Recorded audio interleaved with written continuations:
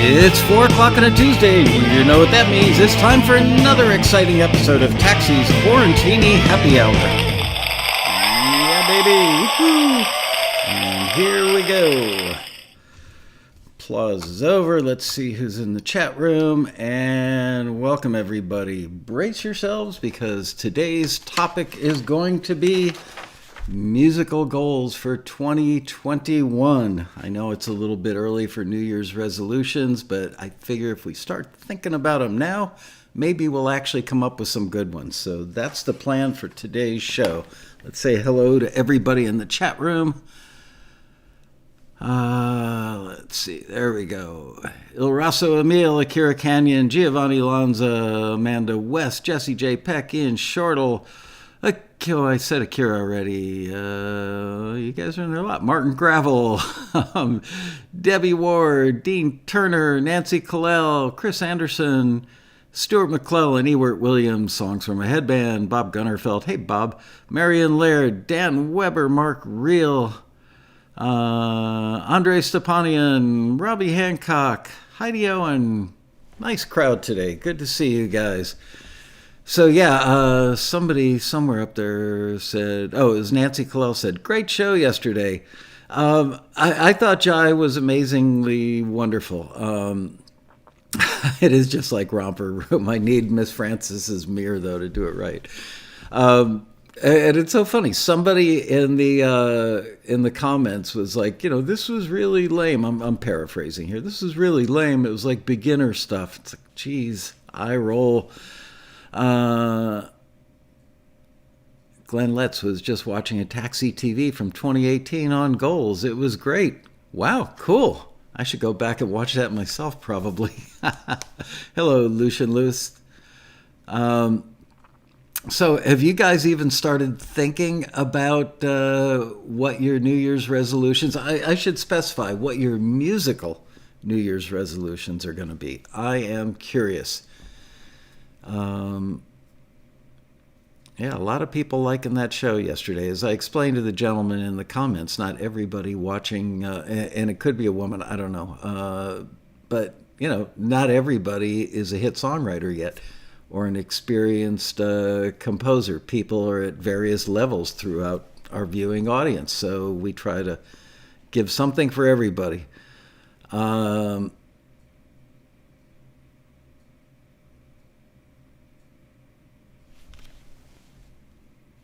Oh, I actually hear my little fan going.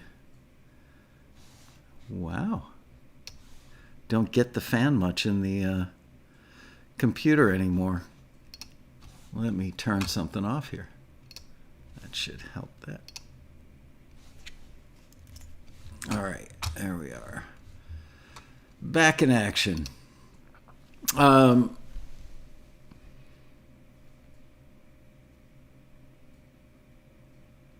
What pros do, they always come back to the basics, the foundations. Yep, absolutely.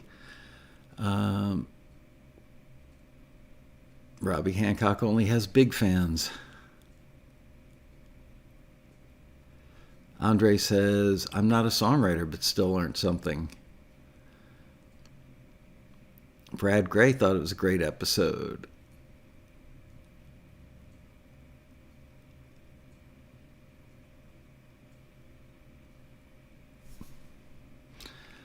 Debbie Ward, I'm making up for all the times my name was not mentioned, like wanting a forward. Yes, you guys are all my fans. It's funny. I was watching back one of the episodes the other day. I think it was a Quarantini, and I was laughing to myself going, boy, for people who watch the Quarantinis and aren't necessarily saying, because you can watch the chat or not, but if they're not watching the chat, then they probably think, who is this guy talking to? What is he talking about? Anyway, so yeah, start spitting out some ideas of what you think good musical New Year's resolutions would be. We've got a couple weeks ahead of us, like 3 weeks until New Year's, right? So let's start planning now.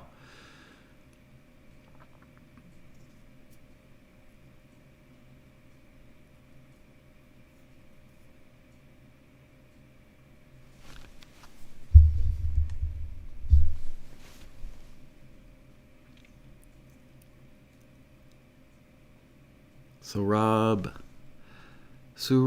I'm sorry, Lajavardi says, be a musician with attitude. All right, can you tell us more about that? Actually, I could use a drink already.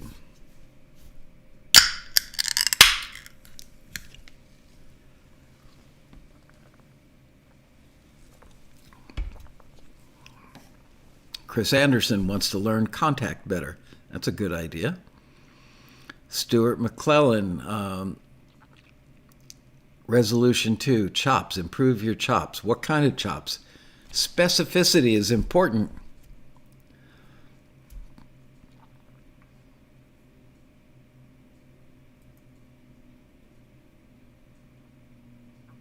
Marianne Laird, I think just to buckle down and write and submit more. Well, that's specific, I'll say. Karen Brasher, to find a genre that suits me. That's specific, and that's a good idea. Jesse J. Peck, I hate breaking resolutions. Well, then only make ones that are achievable. That way you won't have to break them.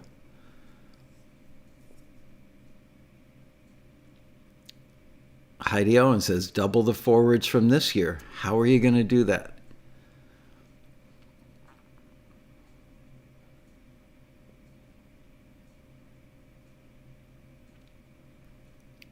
Giovanni, I have too many things to learn, cannot make a list. Well, you should still make a list, just make a list, whatever flows, just make the list and then go back like later that day or the next day and prioritize. Do you know, every year I start one of these books, a spiral-bound notebook, and fill all the pages. And I've got every spiral-bound notebook from the day, well, actually about 2 months or so before I started Taxi. And the very first thing I did once I had the idea for Taxi was to make a rough list of all the things I would need to do. And then I thought about it, and reordered the list and prioritized things, and then literally went down the list in the order that I decided on. It was hard to stick with that because sometimes you feel like, I'm not really up for that today. I can't make that phone call. I'm not in the right frame of mind. I can't write this marketing piece. I can't finish the business plan, whatever it is, as Stephen Pressfield would say, I was met with a lot of resistance, but I forced myself to do the things in the order in which I prioritized them on the list, and it was really helpful. And here we are, 29 years later. So there you go. It worked. Chris Anderson says, prioritize.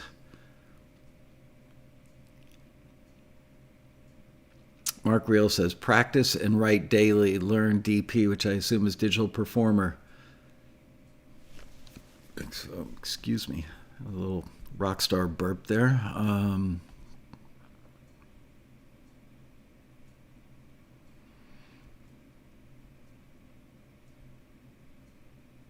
Stuart McClellan says, thanks, Michael. Guitar and keyboards can be improved. I've hired guns, but would like to build a fund for work for hire. Okay.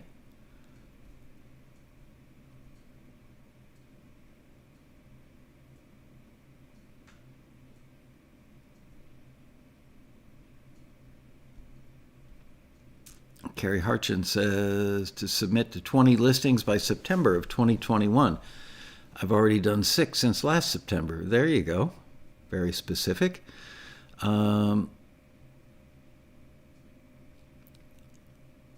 Stuart says, teamwork, mentorship, collaborations. Yes, keep notes like Michael. Mine's like a textbook now.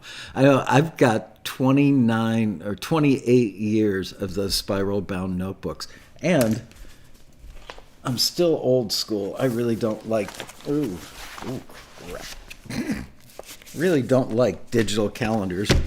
So I use these guys, the good old week at a glance. And I've kept every one of these since 1988, which was before I started Taxi. But they come in really handy. Sometimes you need to go back 2 or 3 or 4 or 10 years and find something. And if you keep copious notes in your Day Runner, even though that's not a Day Runner brand, it's always cool to be able to go back and find stuff. It's also good to go back at the end of a year. I do this every year, usually between Christmas and New Year's. I will go back and look at last year's calendar and literally turn every page and look for things that I didn't do. Sometimes I just cross them off, go, oh, well, didn't really need to do that. But I look for big things that stick out and go, wow, that was a great idea that I had for Taxis members and I didn't do it. So then I start out my calendar for 2021 or the next year, taking the things from last year that I didn't accomplish and put them right at the beginning of the new year. Hopefully they don't get pushed off to 2022. Let's see. Libby Harrison says, begin at the beginning. Genre is part of my learning curve into composition and production. Finally to submit and forward.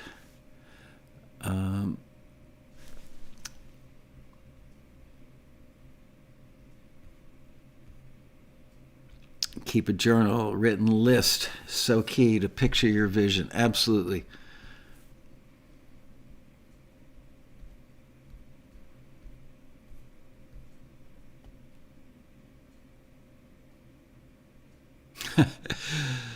Libby says, my work ethic is epic. I don't know about that. Sometimes yes, sometimes no. Believe me, I am far from a perfect human being or a perfect CEO or a perfect anything. Believe me, I have plenty of resistance in my life. Carrie Harchin says, another one, save enough dollars to pay the next year's taxi membership. There you go. Get help from, Glenn Lett says, get help from Sweetwater Tech Support using, that one just, using Miroslav Philharmonic and write a dramedy cue based on the info and demystifying the genre. I personally think dramedy cues are one of the easier genres to go for, so that's a good place to start because it's a very popular genre, a very usable genre, and relatively, you can do a dramedy cue with like 3 or 4 instruments pretty easily.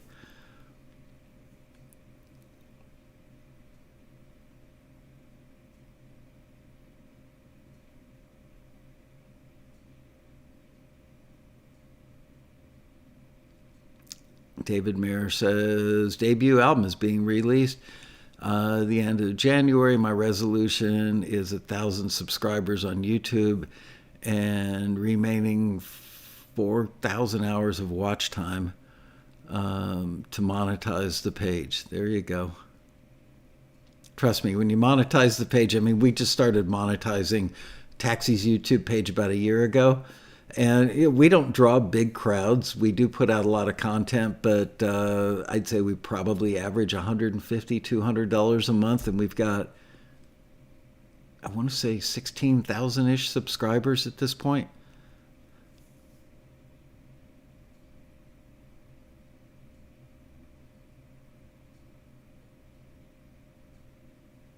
Yep, resistance is the enemy. So says Stephen Pressfield, and I believe he's absolutely right about that.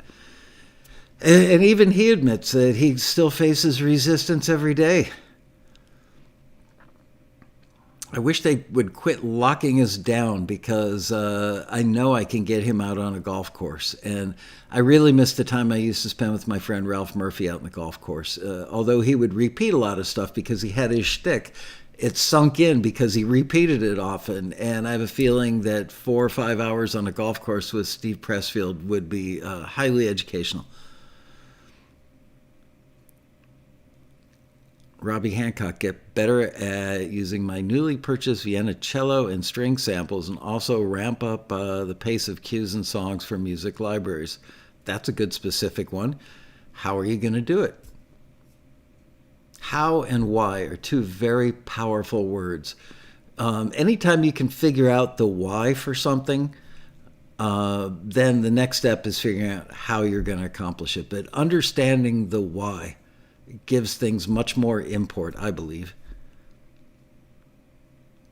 Bob Gunnerfelt, submit at least one cue per week. That's a good goal. Dave Merkel, better project and daily organization, and upping his trailer writing skills. Excuse me. Dramedy, L. Harrison says, dramedy is perhaps not so easy to begin with unless you have a great orchestral string library. I don't necessarily agree with that. It depends where you're going with your dramedy, but, let's face it, most of the dramedy cues, probably like 60 to 80% of them, have just pizzicato strings. Just a reasonably good library. Dean Krippain, the author of Demystifying the Genre and Demystifying the Cue, he's famous for making great sounding cues but having really crummy libraries, like old crummy libraries, but he knows how to use them well, and that's the secret to success for him. So I don't believe that you really need to up your game or up the price of what you're going to spend on a library. A reasonably good library. I mean, pizzicato sounds not that hard. It's different. I mean, you don't have to have all the articulations, and it's just easier. We're talking blink, blink, blink.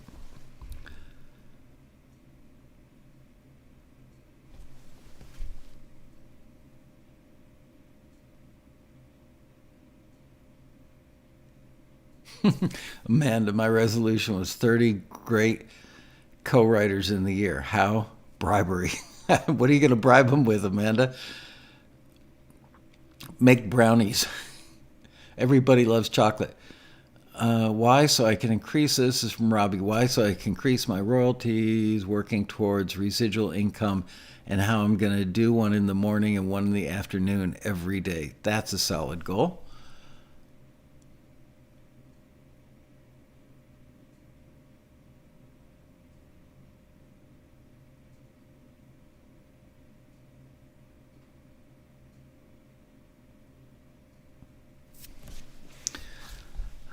Carrie says, get something signed so I can submit to all those listings that only want to work with signed artists. See, that's one of the things that's on my list from like 10 days ago, and I haven't done it yet, which is to take the most salient points from that show I did recently about why music libraries don't want to work with you and turn that into a 5 or 10 minute video that's very succinct. And I'm going to talk to the libraries that ask us to put that language about don't submit unless you're familiar with the workings of, the rules of the game, working with libraries. That's what they're looking for, people who aren't going to go, what kind of contract is this? You want the whole publisher share, which is very standard in the music library industry. So they want people that know those things. I need to sit down after I finish one of these shows and just turn on the camera and record that video.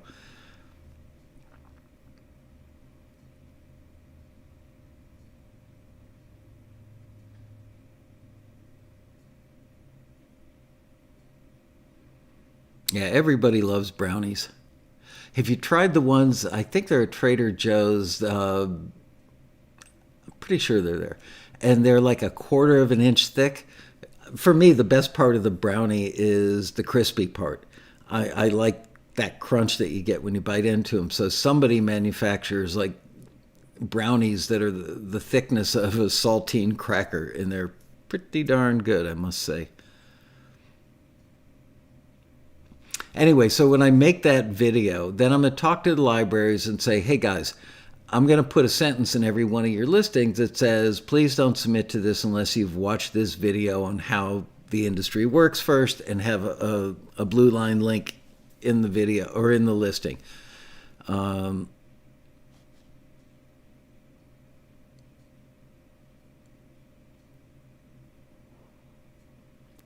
Buffalo Bob, film, TV, media format? I don't understand the question. It's got a question mark, so I know it's a question, Buffalo Bob.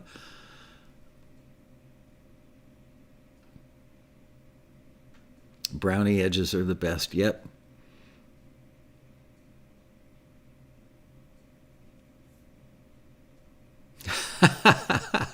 Terrell Beckless is currently fasting, and brownies are the conversation. Yeah.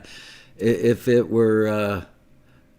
the high holidays, and I were the Jewish high holidays, and I were fasting right now. Brownies and cheeseburgers would be the last thing I'd want to hear about. Oh man.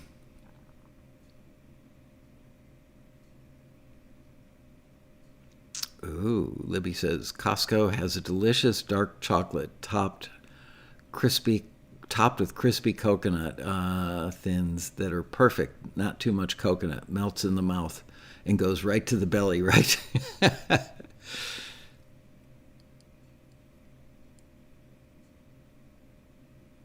Oh, Buffalo Bob wants to know whether MP3 waiver or AIFF. Gotcha. Okay, I'll stay out of that one. You guys can handle that.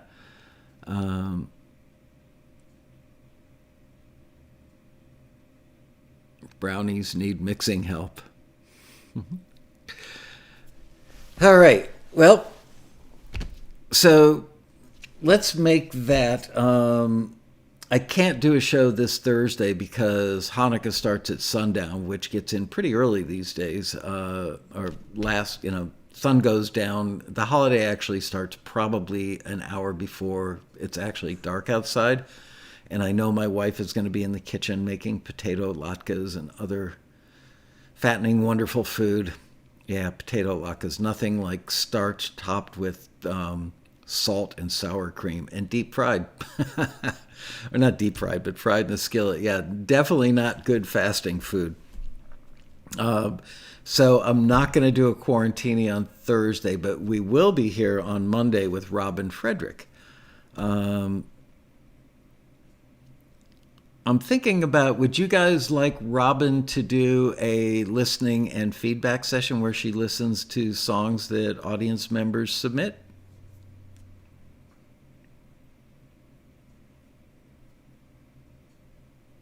The vaccine has started in England. Yay! Time to break out Adam Sandler's.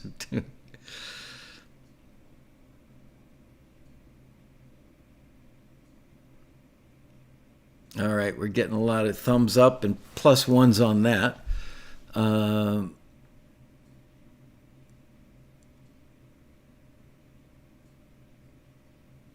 Nancy Kalel's goal is attending the 2021 Road Rally in person. Yay. I hope I get to attend in person. I hope we get to have one in person. Hopefully enough people have been vaccinated and this whole COVID thing is a semi-distant memory by the time the next Road Rally rolls around.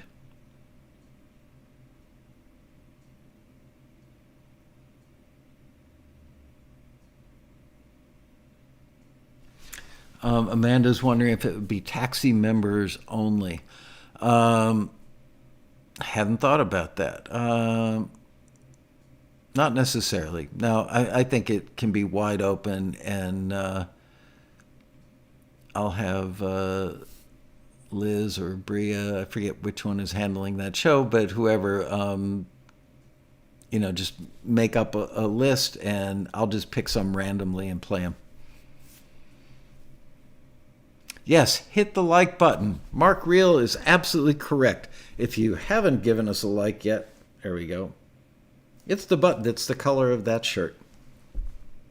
Please do. How many of you guys have actually clicked on that little bell, the alert bell, up? I don't know where it is on your page. I see the, creator page or whatever, I see a different page when I log on to YouTube than you guys do, I believe. Monday is going to be Robin Frederick, and we'll send out an email Sunday reminding you guys to submit music. And remember this, because I know that Bria will definitely put it in the email. Submit music that we can stream to listen to and has a download link right there as well.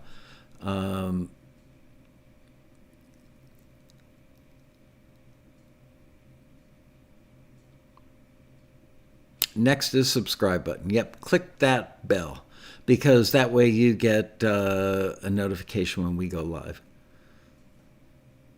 Yep, Monday Taxi TV. Buffalo Bob just read Robin's first book. Good stuff. It is, isn't it? I always say it's like having Robin or a coach kind of sitting there being quiet, doing nothing, and every time you've got a question about, well, what should I do about this? You can just look at the table of contents, go to that section of the book, and get some great ideas. Songs or instrumentals too? Just songs. Robin, she's not completely uninformed about instrumentals, but songs are definitely her thing. Wow, little bell doesn't always alert you. Somebody needs to give the bell more coffee, clearly.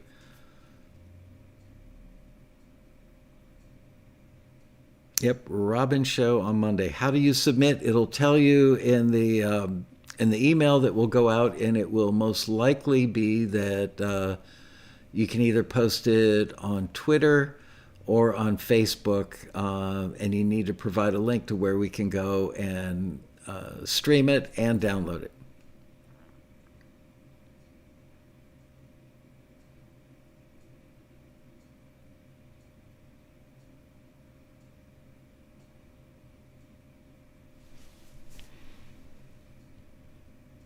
Wow, the notification bell is often 2 to 15 minutes late. You would think that YouTube would have the money to make a bell that's on time, right? Like as soon as the thing goes live. Then again, they've got so many videos and so much content being uploaded and probably a million live things every day that when we go live and their algorithm picks up that we are live, it probably is in a line of like 1,000 other people that are also going live. Maybe that's the bottleneck.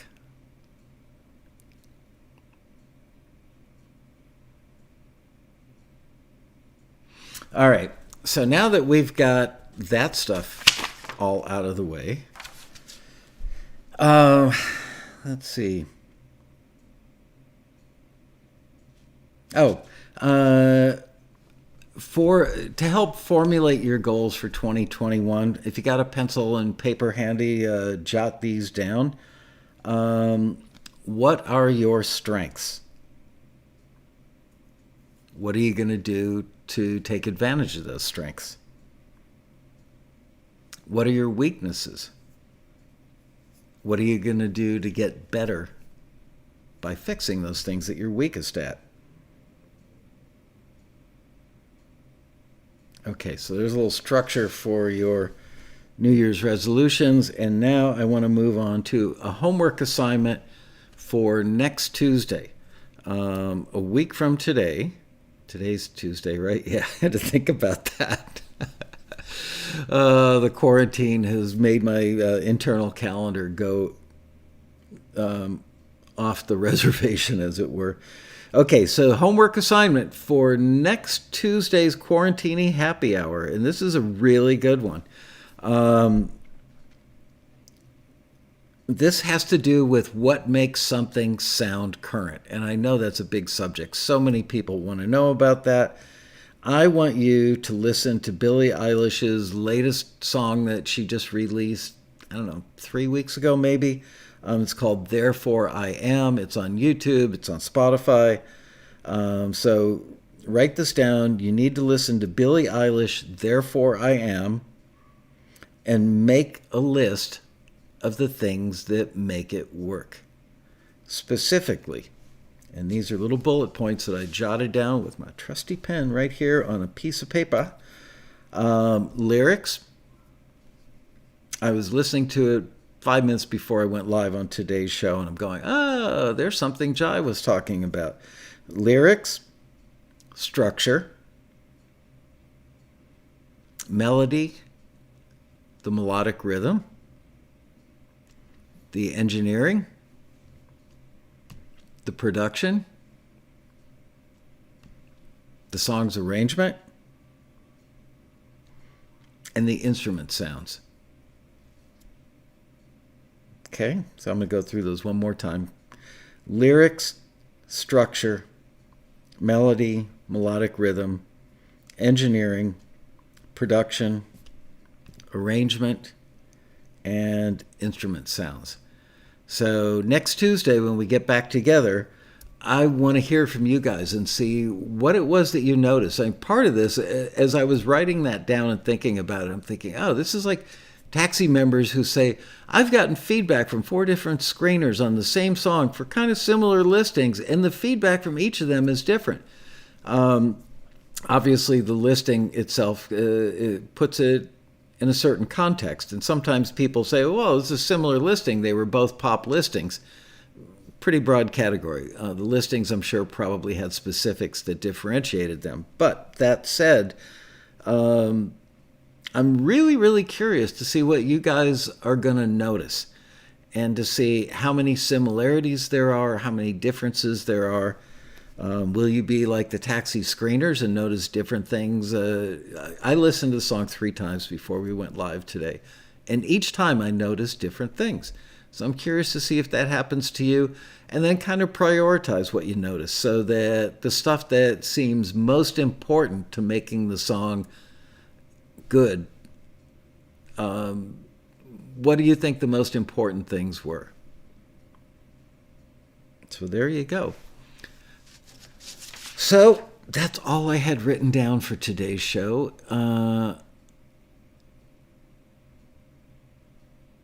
Akira, are you trying to be the SWAT team, SWOT, talking about strengths, weaknesses, etc.?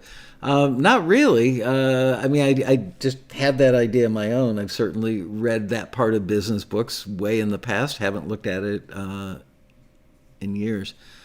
Not to be confused, the parody about the guy who wears big glasses, therefore eyes I am. Nope, definitely not. Love that parody.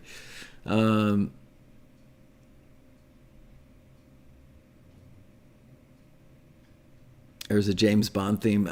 Billy just did a James Bond theme. I believe it might, for the one that hasn't come out yet, that got delayed because of COVID. Yep, the Mona Lisa Theory.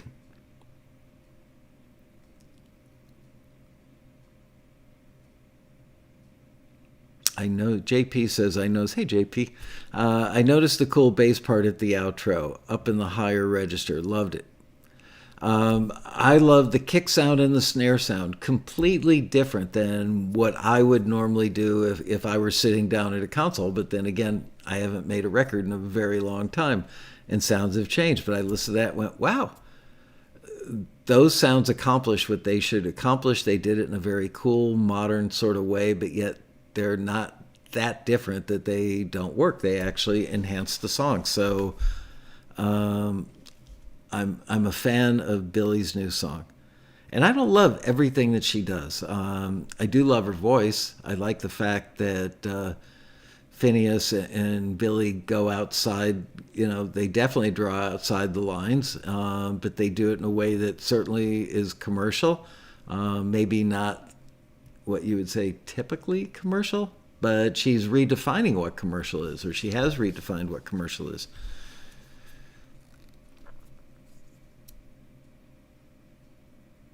No Time to Die, the new Bond tune. Yep. Yeah, they recorded it at home. Pretty amazing, right? Whatever happened to the good old days where you needed a multi-million-dollar room with a Neve or an SSL sitting there and incredible monitors and 3 different kinds of monitors and hundreds of thousands of dollars worth of really sexy outboard and a great mic cabinet, all that stuff.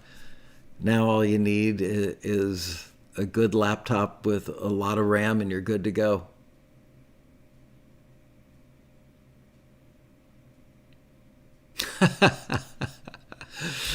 John Pearson says, I need a little more throw pillow in my mix. No kidding.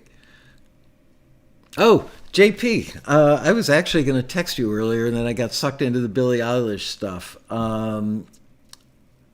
There is a Songwriting Magazine that wants to do an article, and they reached out to me to see if I would talk about the difference between writing songs for radio and playlists and writing songs for film and TV. And I said, sure. Do you need a songwriter that is having success and has walked both sides of that street? And they said, absolutely. So I recommended you to them. I don't know when this is going to happen, but I would say probably in the next 30 to 60 days was kind of the feeling that I got. I had a little Zoom meeting with them this morning.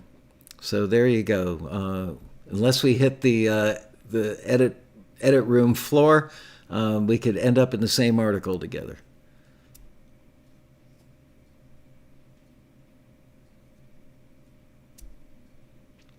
Question from Peter Rayhill. How many, not including couples, share a 2 rally ticket membership as collaborator partners? Okay, so you mean how many people bring a guest who's also a collaborator? And what kind of collaboration are you talking about, Peter? You're talking about musical collaboration, right?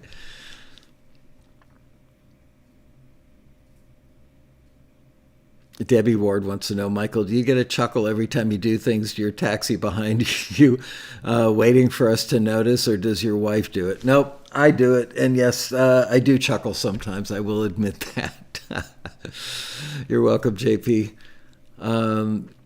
Yeah, sometimes I do it. I can't mention the magazine yet. Because I guess, sometimes people have ideas and things don't materialize. So I'm not going to mention the magazine yet.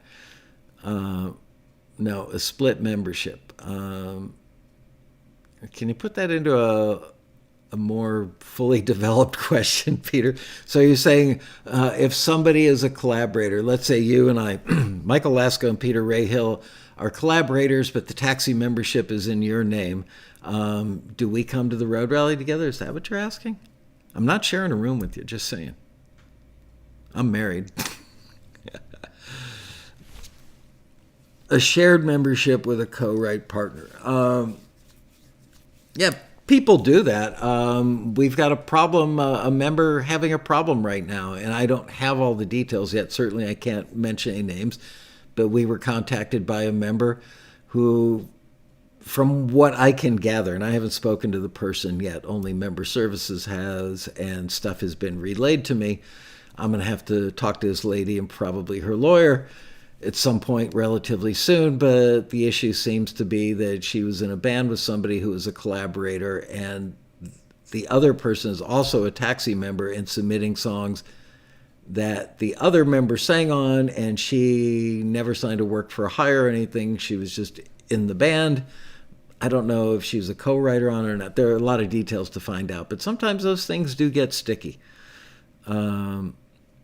Mark Reel says he'd love to read an article by John Pearson.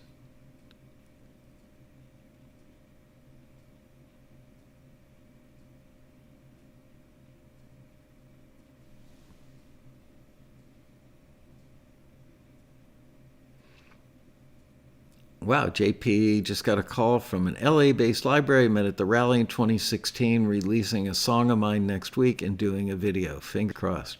Awesome. That's good news.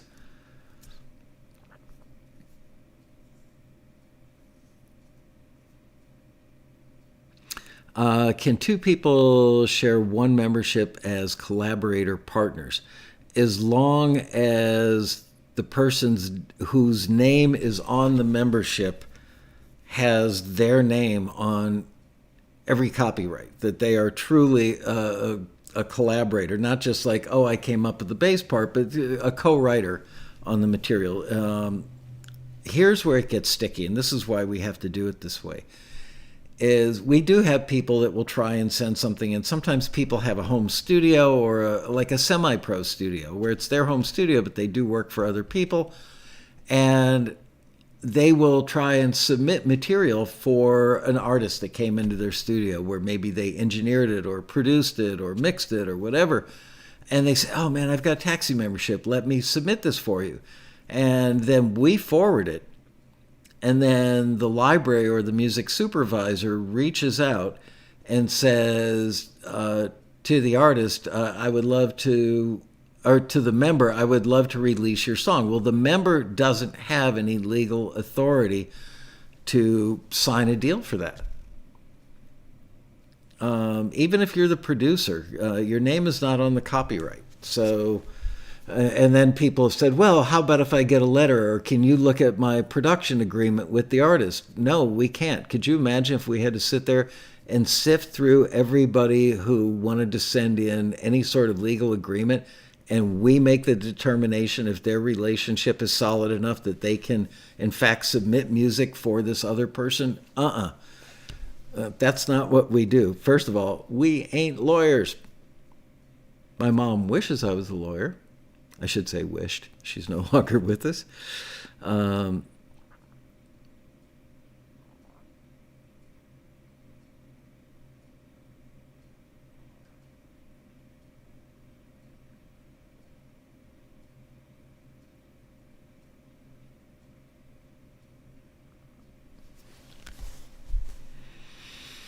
All right, any other questions? Should I dismiss class early today?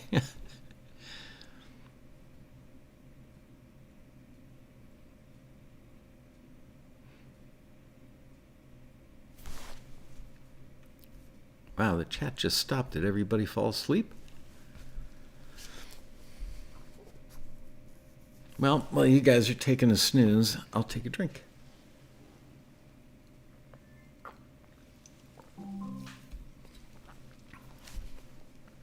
Ooh, I just heard a ding ding. That must mean something I ordered just got delivered by Amazon. Yay. Carrie Archer, I'm thinking of what to ask. Good. I'll work on my answer while you're thinking about what to ask.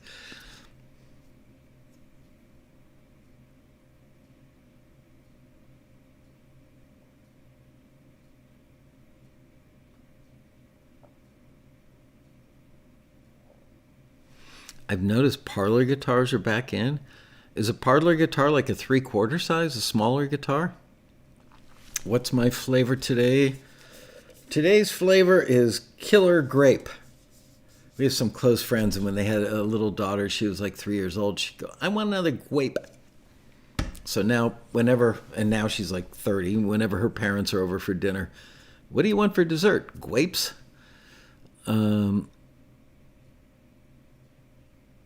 When am I inviting John Pearson as my guest speaker? He's a rising star. I need to catch him before his head gets too big. I don't think his head will ever get too big, but if I had more stuff to ask him, we could talk about John Lennon tonight. Was today the anniversary? Wasn't it a couple days ago?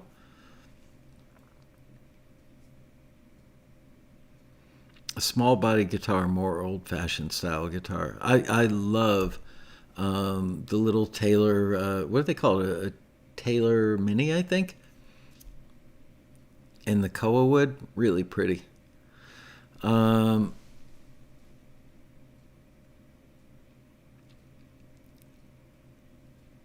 Question, maybe stupid, but I don't know. How does it work when you make a cover? You have to ask permissions or just pay something? Basically, no. If the song has been released and you can cover it, you just own the master recording. You don't own the copyright. And there is some sort of legal exception that if you substantially change part of it, I think at that point you would have to reach out to the original copyright holder and get them to agree that you could participate in some of the copyright on that new version. But I'm not 100% right about that. Aaron Jacobson could answer that question. We've actually covered it on a previous show. I just don't remember what the answer was. December 8th, 1980. I think I told you guys I was in the middle of recording an orchestral date for a TV commercial, I think. And the guy who was the writer, arranger, orchestrator, and conductor freaked out when he heard about John Lennon and just walked out of the building. And I had like a 30-piece orchestra sitting in my studio. Everybody going, well, what do we do now? There's a project for you. See if you can find a commercial, a TV commercial from 1980 or 81 from Carabiner Jeans, Caribine with an accent, Carabiner Jeans. And I think the hook was like, ooh, what they say, Carabiner. Anyway, that was some of my engineering handiwork from 40 years ago. Wow. 40 years ago.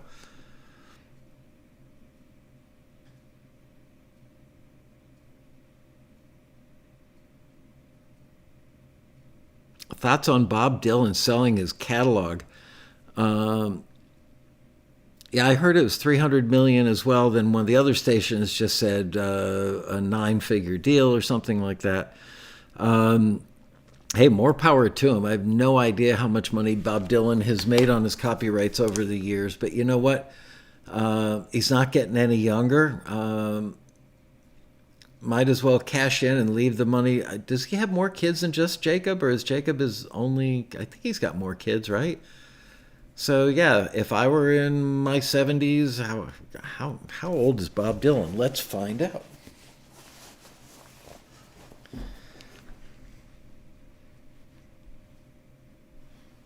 How old is Bob Dylan?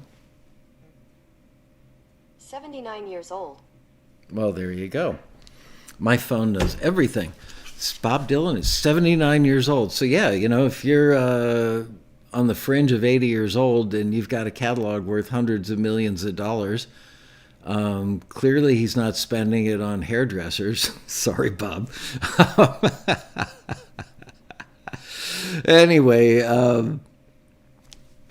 seems like the logical thing to do, cash in.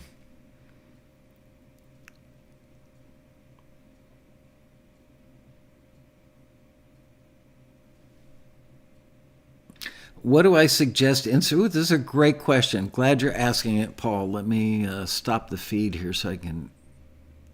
What do you suggest instrumental cue writers do when none of the current listings fit? Any suggestions for approaching libraries independently? Excuse me. Honestly, a better thing you could do would be, Rockstar just makes me burn like crazy. I think the best thing you could do would be say to yourself, okay, dramedy cues, urban dramedy cues, quirky dramedy cues, and hip-hop of pretty much all types, mostly current modern hip-hop versus, older stuff from the 90s, let's say, although there's some call for that, but not as much as current hip-hop. Those things are always in fashion. So if you're not already good at those things, or I should say excellent at those things, I would spend your time cutting a bunch of those, because you will get better with every one you make, and build up a stash of those, because there are always requests by every library for those genres. So there's my 2 cents.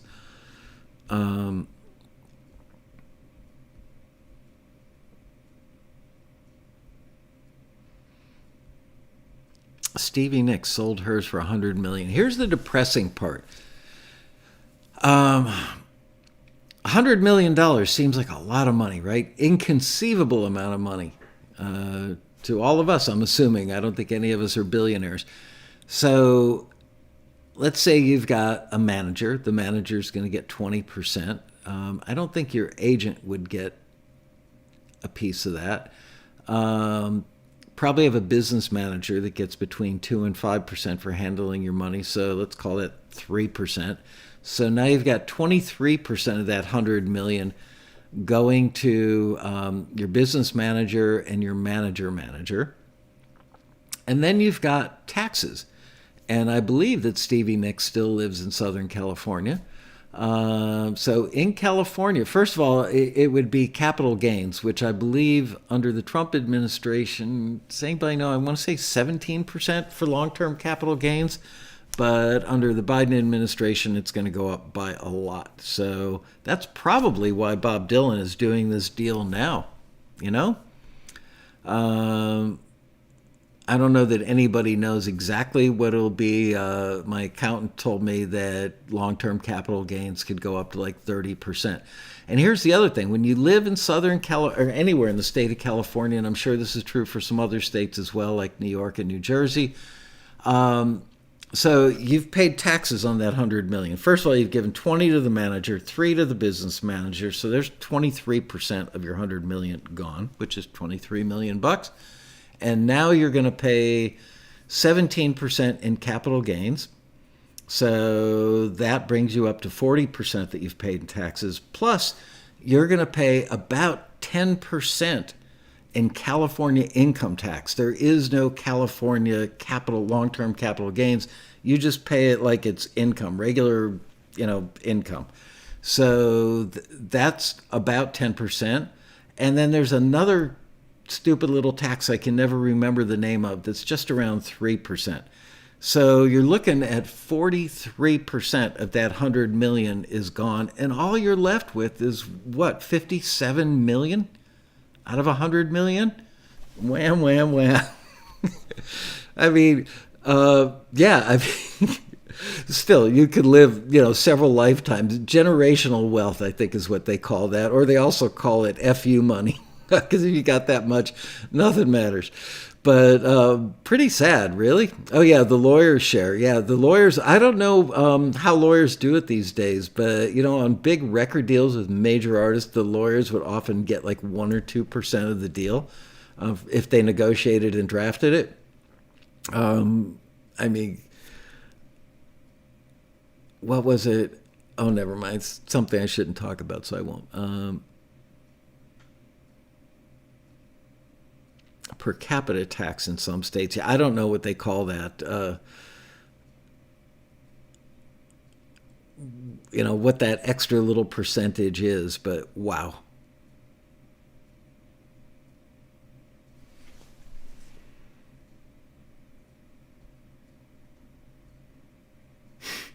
Doesn't California need the money? Yeah, maybe they would if they wouldn't if they actually spent it correctly. Buy an annuity. Check out Annuities. I've actually read several financial books, and we put a little bit of money in an annuity, I don't know, 5 years ago or more. But here's the thing to know about annuities is basically it's like a life insurance policy. It is a form of insurance. Depending on which type, there are variable annuities, fixed annuities, and then there's another annuity that your upside is dictated by the stock market and the downside has a floor. So you can't lose your investment. But when the market is booming, let's say the market's up by 10%, the company that has the annuity, that owns your annuity, they make a percentage of your upside. So you're eliminating some risk by giving away some of your upside, but you're also limiting the risk of bottoming out. The worst could happen is you don't make any money on your initial investment. But here's the really important thing to know about annuities, and I'm not a financial expert. I am not a certified financial planner. I'm not a CPA. I'm just a guy. But Google this when we're off the air tonight. Look and see what the commissions are that go to the people that sell you the annuity. It's something crazy. I can't remember if it's 8% or 18%. So that's why the money isn't vested, not invested, why the money isn't vested for a certain number of years. After you put it into the annuity, you're actually running at a deficit for a while, and you can't touch it without a penalty. The people who sell you the annuity make a fortune, big time. So people that worry about, should I put my money in this, mutual fund or that mutual fund? What are the fees? What's the downside? You lose a lot of money with an annuity just on what the commission is going to the broker that sold you the annuity. So watch out for that. I didn't learn that, of course, until after we got our annuity.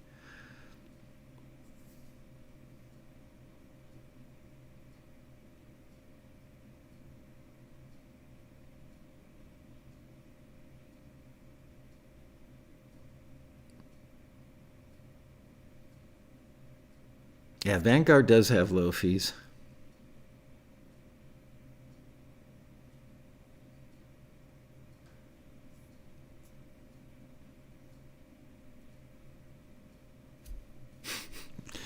I am not giving out financial advice on Taxi TV. I'm just bringing up the point that the people who sell annuities make a crap ton of money on their commissions. It's amazing how many friends I have bailing out of California. And corporations, I just heard Hewlett-Packard is moving to Houston, I believe. First major Silicon Valley company moving out. And this morning while I was getting dressed, I had the news on, and it looks like Elon Musk is considering leaving California. I think they said he was going to Austin, taking his whole operation to Austin. How about selling taxi A&R shares? There you go. Yeah, whatever happened, there's something where you could take a company public, but not through a typical IPO. I mean, we're way too little for that. We're basically a mom and pop, like a small mom and pop with a big footprint.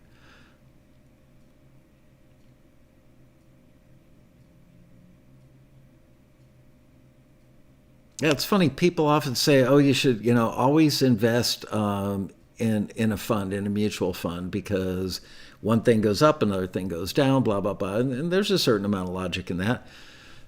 Personally, I bought Apple the day that the first iPhone came out. Literally the day the first iPhone came out. Best thing I've ever done in my life. But then again, the minute I sell it, the taxes I pay will be ridiculous.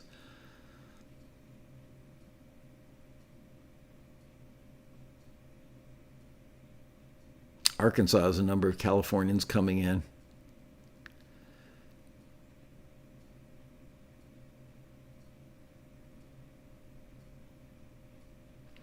No, I could do my job. If you're talking to me, Buffalo Bob, from anywhere nowadays. We've learned that because of COVID, that we're all working remotely very nicely. Unfortunately, I just signed a 3-year lease extension on our office right before the lockdown.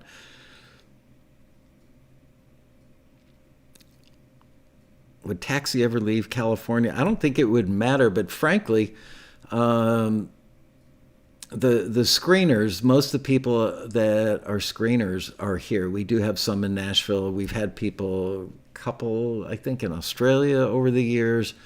One of our all-time best screeners ever moved to Denver, I think, about 4 years ago, because his wife is a doctor and she got a great job at a hospital there. So he works remotely. But I would say that most of the screeners live in LA.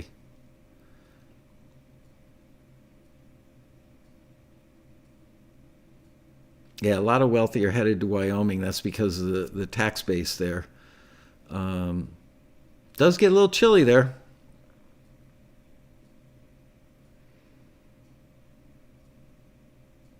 Yeah, here's an interesting fact. If you want to start a company and you're going to do an LLC, or you're going to do a corporation, and you want to pay less taxes, people are of the mind that I'm going to make my company a Wyoming corporation.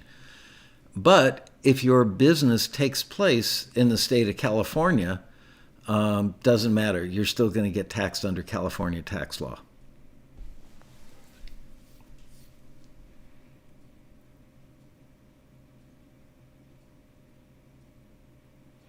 I would love to live in Wyoming just for the fly fishing. Not that I'm a very good fly fisherman, but I could certainly learn.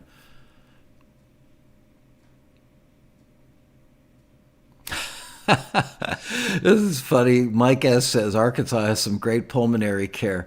As you get older, you start thinking about that. When Deb and I talk about retirement, or, someday getting a second home or vacation place, blah, blah, blah, one of the things on my list is always, how close is it to a hospital? There you go. Andre, you could teach me, but you'd be teaching me in Wyoming, I think. Yeah, I've gone fly fishing in Montana. Beautiful.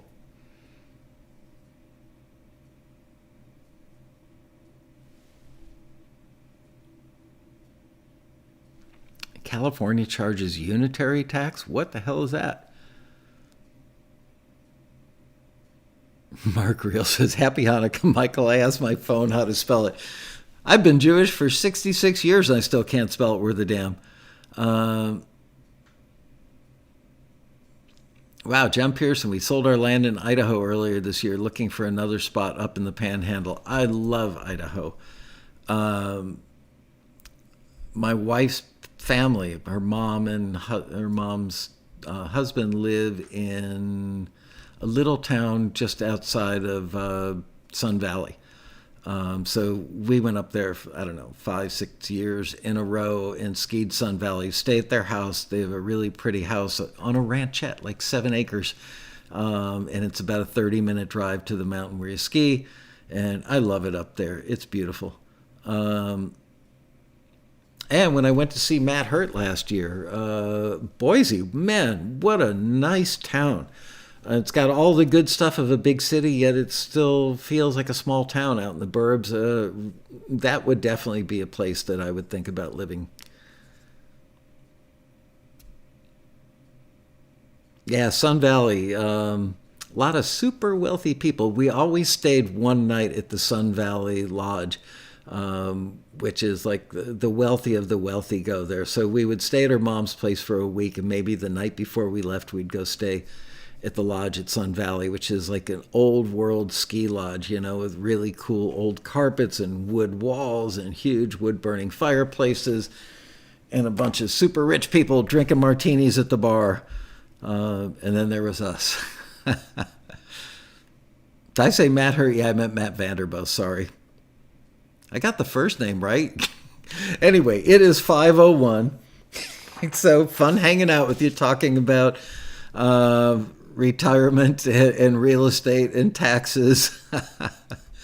Oh, man. So don't forget, next week on Tuesday, and you guys probably should remind me, Liz, can you please remind me of this, that next Tuesday's quarantine is going to be about the homework project, which is listening to Billie Eilish's Therefore I Am and making a list of what makes it work so well. Even if you don't like it, it's still really well done.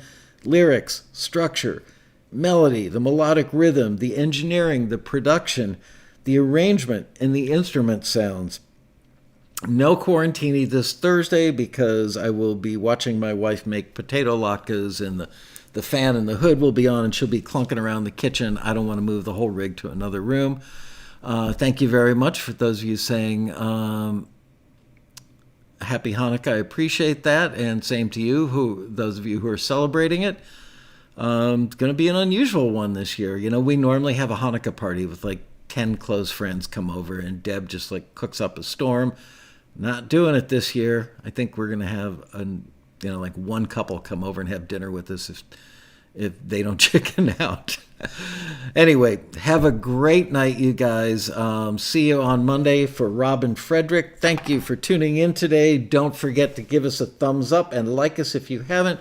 Don't forget to hit the subscribe button or that little alert bell. And I will see you on Monday for another exciting episode of Taxi TV. Bye-bye. Play us out, Keith LeBrand.